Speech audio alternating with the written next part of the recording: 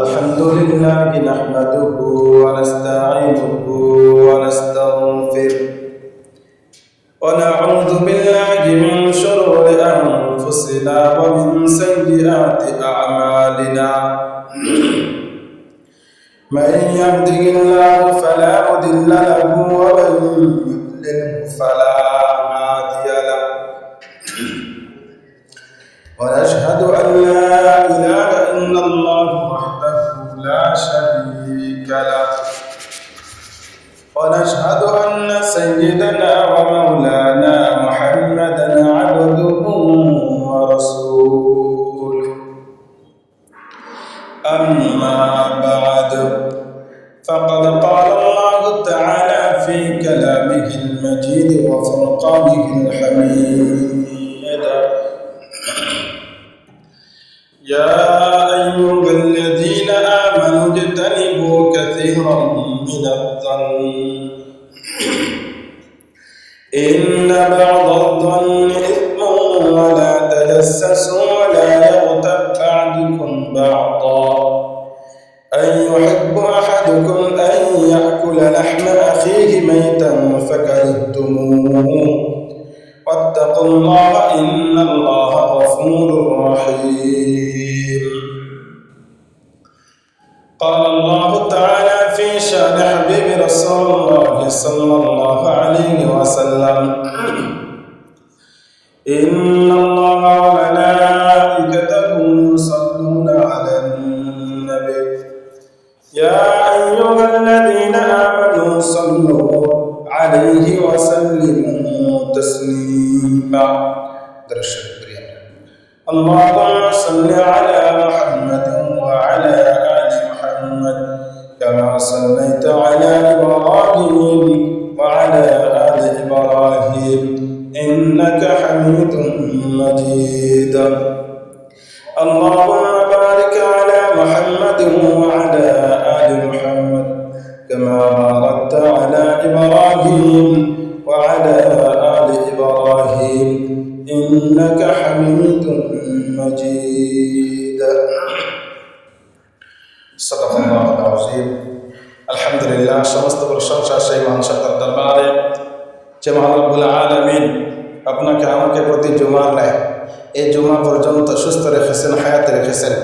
সেই সাথে আল্লাহ তাআলার ঘর মসজিদে আসার বসার, সেই সাথে দিনই কিছু কথা বলা এবং শোনার তৌফিক দান করতেছেন।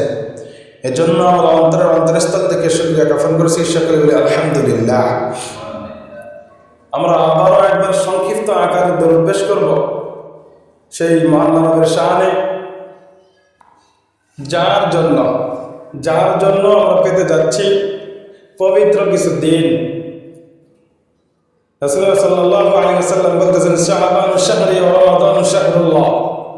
শাবান হচ্ছে আমার মাস, আর রমজান মাস হচ্ছে আল্লাহ সুবহানাহু ওয়া তাআলার মাস। তো আমাদের কাল থেকে শুরু হয়ে যাচ্ছে সেই পবিত্র মাস শাবান মাস। সেই মহান মানবের শানের সংক্ষিপ্ত আকারে আবারও দরুদ পেশ করছি, সকলে সাল্লাল্লাহু আলাইহি ওয়াসাল্লাম। আমি যে আয়াতে কারিমা তেলাওয়াত করেছি, আল্লাহ পাক বলতেছেন, ইয়া আইয়ুহাল্লাযীনা আমানু ইজতানিবু কাসীরাম মিনায-যন্ন ইন্না বা'দায-যন্নি ইসমুন ওয়া লা তাজাসসাসু ওয়া লা ইয়াগতাব বা'দুকুম বা'দা আইয়ুহিব্বু আহাদুকুম আন ইয়াকুলা লাহমা আখিহি মাইতান ফাকারিহতুমুহু ওয়াত্তাকুল্লাহা ইন্নাল্লাহা তাওয়াবুর রহিম। যে ঈমানদার লোকেরা, তোমরা এমন ধারণা থেকে বিরত থাকো যে সব ধারণা আল্লাহ সুবহানাহু ওয়া তাআলা কি অপছন্দ করেন, যার কারণে কি তোমাদের পাপ হয়।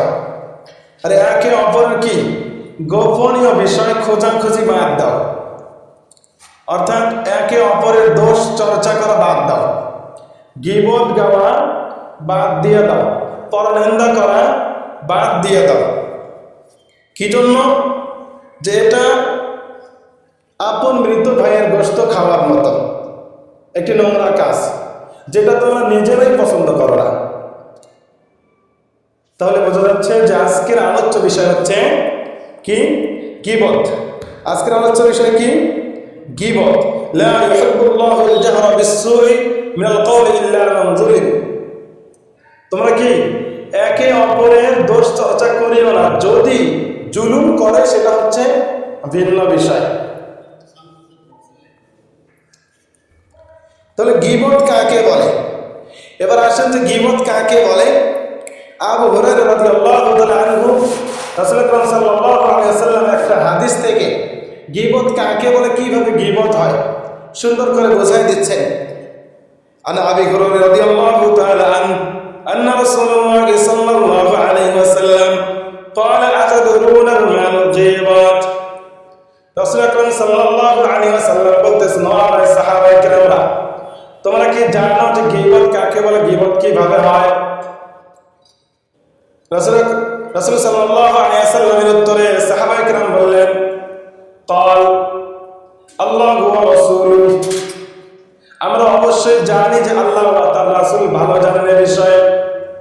তো রাসূলুল্লাহ সাল্লাল্লাহু আলাইহি ওয়াসাল্লাম যখন বললেন যে তোমরা কি জানো যে গীবত কাকে বলে, গীবত কিভাবে হয়ে থাকে, সাহাবায়ে কেরাম আরজ করলেন, আমরা তো জানি যে আল্লাহ এবং আল্লাহর রাসূলই ভালো জানেন। তখন রাসূল আকরাম সাল্লাল্লাহু আলাইহি ওয়াসাল্লাম বলতেছেন, আ'লাম ক্বালা যিকরুকা আখাকা বিমা ইয়াকফুরুকা কিলা আফারাইতা ইন কানা ফি আখিহি মা আকুল।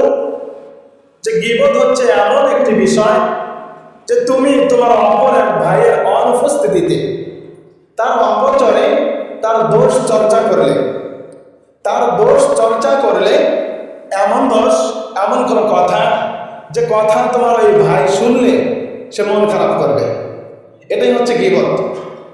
এটাই হচ্ছে কি গীবত।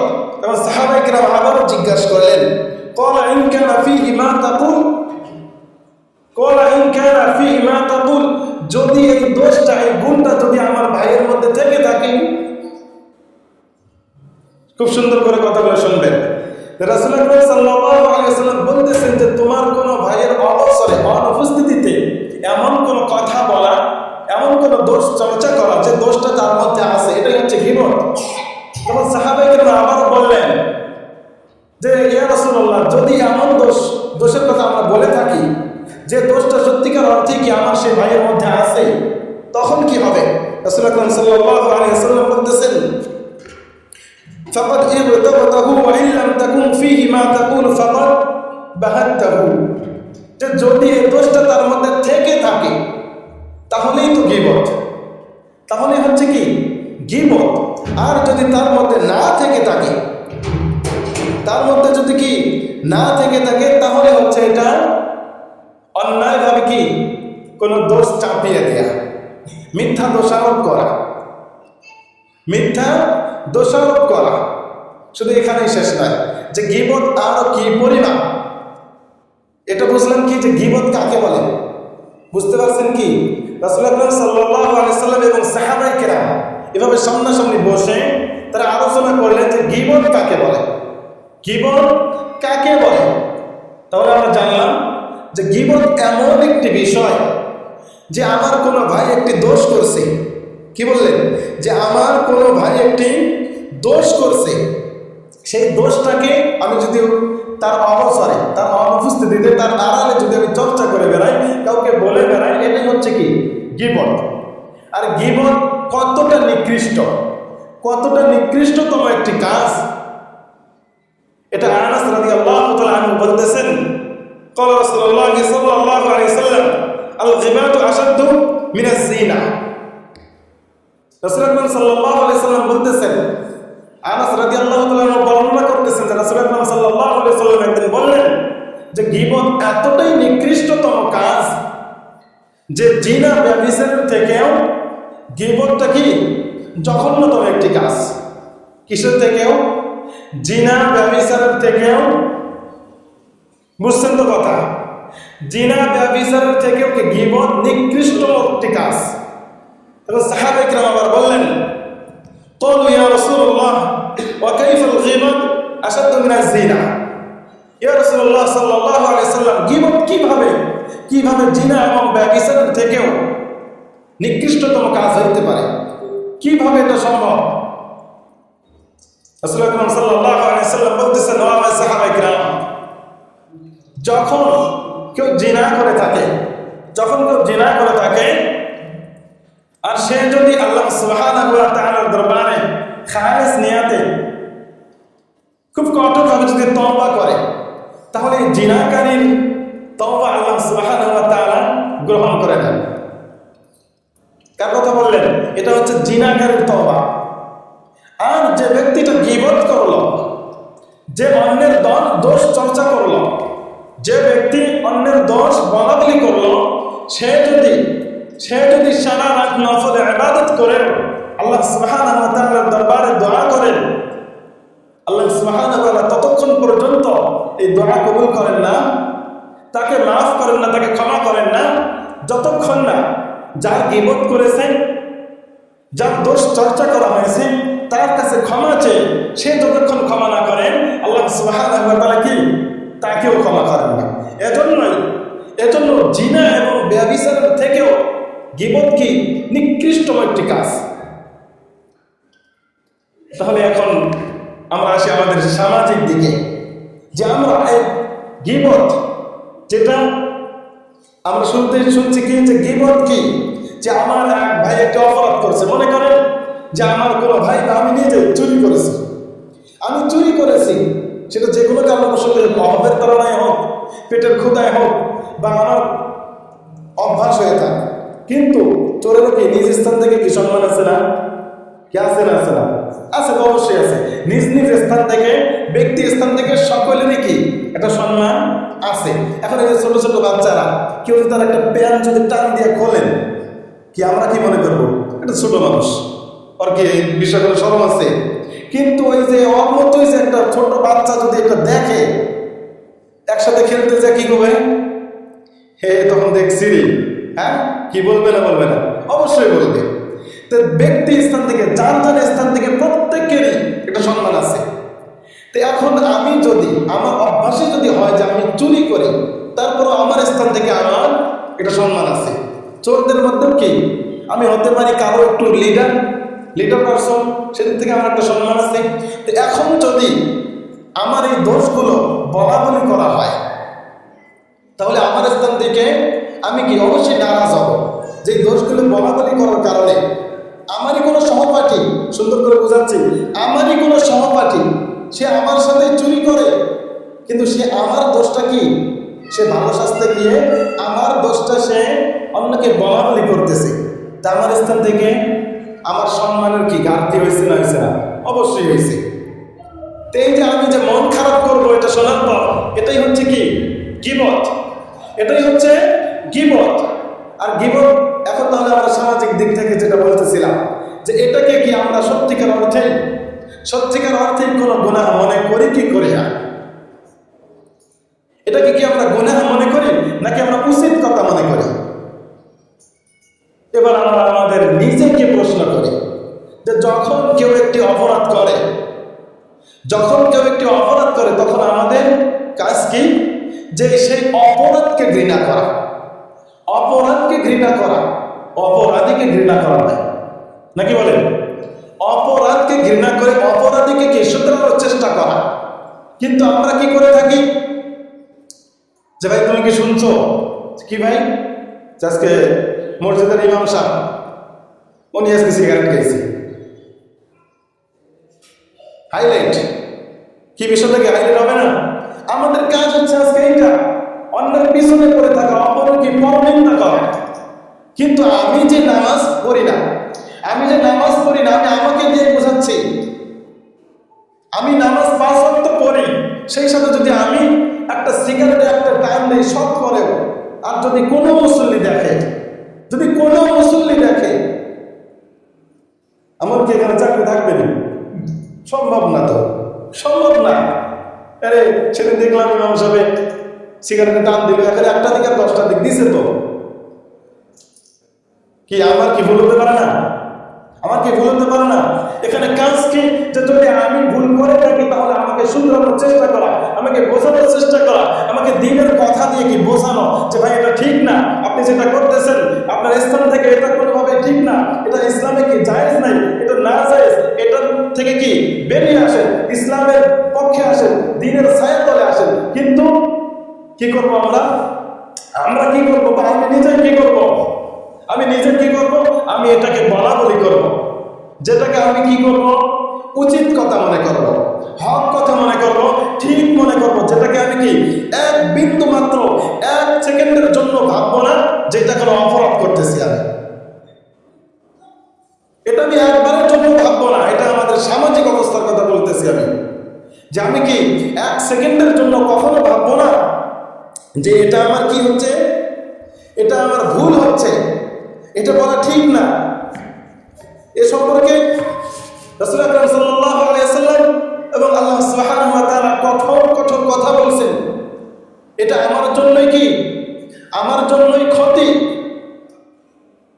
তাই গীবতটাকে আজকে আমরা এতটা সহজভাবে নিয়েছি, যেটা কিনা রাসূল আকরাম সাল্লাল্লাহু আলাইহি ওয়াসাল্লাম কি বলেছেন, যে জিনা ব্যভিচারের থেকেও নিকৃষ্টতম কাজ। এখন আমরা সারাক্ষণ এই অপরাধে অপরাধিত হচ্ছে, যেটা কিনা আপন ভাইয়ের, মৃত ভাইয়ের গোশত খাবার সমান। কি বলেন? গোশত খাবার সমান, যেটা পাকাইতেও হয় না, কিনতেও হয় না, ফ্রিতেই কি প্রত্যেক দিন এত পরিমাণ খেয়ে থাকি যে এই গোশতের টুকরোগুলো আমাদের আমলগুলোকে নষ্ট করে দিচ্ছে, আরো যদি সুন্দর করে বুঝাইতে চাই যে আমাদের আমলগুলোকে, আমাদের ইলমকে কিভাবে ধ্বংস করতেছে এই গীবত, আরো যদি সুন্দর করে বুঝাইতে চাই তাহলে এভাবে বুঝাইতে হয়। এটা কোনো কোরআন হাদিসের কোনো ঘটনা না, আমি বোঝানোর জন্য বলতেছি যে দুইটা মনে করেন ঘোড়া।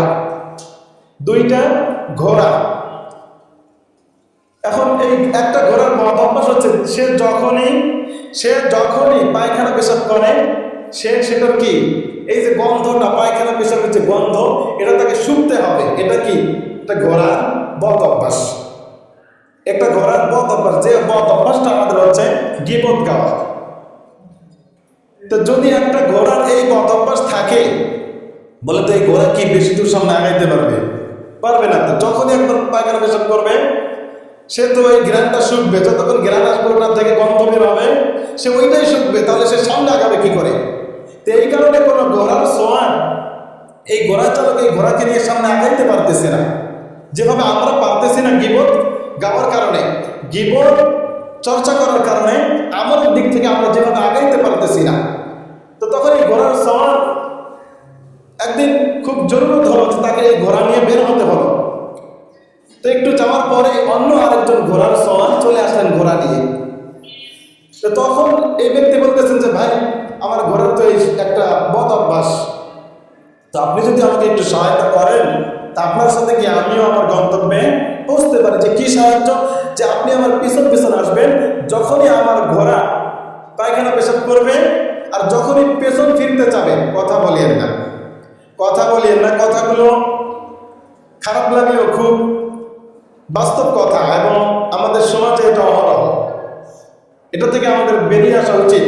যেটা বলতেছিলাম, যে আমার যদি এই উপকারটা করো, যখনই আমার ঘোড়া পায়খানা পেশাব করবে এবং পেছন ফিরতে চাবে, তোমার চাবুক দিয়ে একটা চাবুক মারবে, আর সে যেন কি পেছন ফিরতে না পারে, সামনের দিকে যায়। ঠিক আছে, এতটুকুই তো। আমি আপনার পেছন যাচ্ছে এবং আপনার ঘোড়াকে আমি কন্ট্রোলে রাখতেছি। তো যাচ্ছে, অনেক দূর যাওয়ার পর, সকাল থেকে সন্ধ্যা পর্যন্ত চলে গেল। যাওয়ার পর পিছনের ঘোড়ার সওয়ার বলতেছে, ভাই এবার আমার গন্তব্য অন্যদিকে, আপনি যেহেতু সোজা রাস্তায় যাবেন, আমি এবার অন্যদিকে যাব, এবার আপনারটা আপনি সামলান। তো এই যাওয়ার পর আবারও কি ঘোড়া আগাইতে যখনই একবার পায়খানা বা পেশাব করলো এবং পিছনে ফিরে দেখলো এই চাবুক মারা লোকটি আর পিছনে নাই। এই যে ঘোড়ার বদ অভ্যাস ছিল যে যখনই পায়খানা পেশাব করবে তার গন্ধ শুকতে হবে, এই ঘোড়া করলো কি, যে সেই প্রথম যেখানে পায়খানা বা পেশাব করছে, এক দৌড়ে আবার সেখানে চলে আসলো। এবং ঘোড়ার সওয়ার কি করলো? কপাল কাপড়েছে, এটা আমি কি করলাম? সারাদিন এত কষ্ট করে আমি এখান পর্যন্ত আসলাম, আর কিছু দূর গেলে আমি আমার গন্তব্যে পৌঁছে যেতাম, কিন্তু এই বদ অভ্যাসের কারণে এই ঘোড়া আমাকে আমার নিজ গন্তব্যে পৌঁছতে দিল না। ঠিক তেমনি ভাবে আমরা যত ইবাদত করি, যত আমল করি, যখনই আমরা সারা রাতও যদি আমরা নফল ইবাদত করে সারা দিন রোজা রেখে নামাজ পড়ে আমল করে যদি কাটাই, সকালে অথবা সন্ধ্যায় যদি আমরা একটি মাত্র গীবত গাই, এই ঘোড়ার মতোই কি আমাদের স্থান ঠিক আগের জায়গাতে এসে যায়। আমাদের আমলের জায়গা থেকে আমরা আবার ঠিক আগের জায়গাতে এসে যাই। সারা রাত আমি কি দাঁড়িয়ে দাঁড়িয়ে নফলে ইবাদত করলাম, নফলে ইবাদত করলাম, সকালে উঠে কি আমি একটা গীবত করে ফেললাম, আমার সারা রাতের আমল আমার বরবাদ। সারা রাতের আমল কি আমার বরবাদ। তাহলে কি এটা কোনো সাধারণ কোনো গুনাহ? সাধারণ কোনো গুনাহ কি? অবশ্যই না, অবশ্যই না। এটা বড় ধরনের মারাত্মক একটি গুনাহ, মারাত্মক একটি গুনাহ, যেটাকে আমরা কি কোনো গুনাহ মনে করতেছি না, যেটাকে আমরা হক কথা মনে করতেছি, যেটাকে আমরা উচিত কথা মনে করতেছি, নাকি বলে? যেটাকে আমরা উচিত কথা মনে করি। তাই এটা থেকে কি আমাদের বেরিয়ে আসার দরকার আছে না নাই? আছে, আছে। এখন বলবেন যে হুজুর, এখন আমি সহ আমরা যারা এই গীবত করছি, গীবত গাইছি, অন্যের দোষ চর্চা করছি, এটার কি কোনো সুরাহা নাই? এটার কি কোনো সুরাহা আছে? এটা কি আল্লাহ সুবহানাহু ওয়া তাআলা আমাকে মাফ করবেন? হ্যাঁ, করতে পারে। সেটা আমি শুরুতেই বলছি একটা হাদিস দ্বারা কি পরে তো শুনাইলাম যে যার গীবত গাইছেন তার কাছে কি ক্ষমা চাওয়া। আর আল্লাহর কাছে কিভাবে ক্ষমা চাইতে হবে? এখানে আনাস রাদিয়াল্লাহু তাআলা আনহু থেকে একটা হাদিসে রাসূলুল্লাহ সাল্লাল্লাহু আলাইহি ওয়াসাল্লাম বলতেছেন, ইন্না কাফারাতিল গীবাত আন তাস্তাগফিরা লিমান তাকুল আল্লাহুম্মা ইগফির লানা ওয়া লাহু। যে গীবতের কাফারা একটাই হতে পারে, কাফারা শুধু একটাই, যে আমার জন্য দোয়া করার আগে এখন অপর ভাইয়ের জন্য দোয়া করতে হবে। অর্থাৎ আমি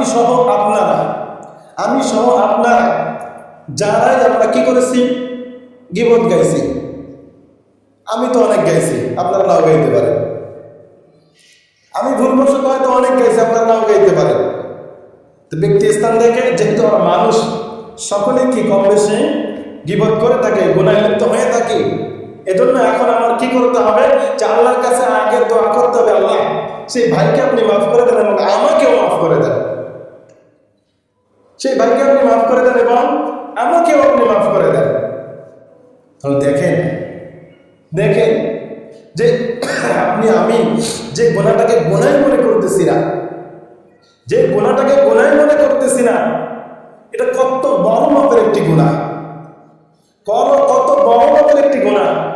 এভাবে আরো একটা রাসূলুল্লাহ সাল্লাল্লাহু আলাইহি ওয়াসাল্লাম বলতেছেন যে সাহাবায়ে কেরাম, তোমরা কি জানো যে প্রকৃত গরীবকে, প্রকৃত অর্থে দরিদ্রকে?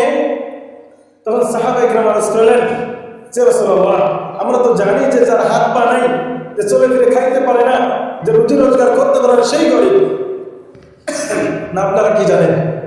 আমরা তো তাই জানি নাকি, তারাই গরিব, যাদের অর্থ সম্পদ কম, বা আমরা আরো একটু জানি যে যারা একটু কৃপণ, তাদেরকে আমরা গরিব বলে থাকি।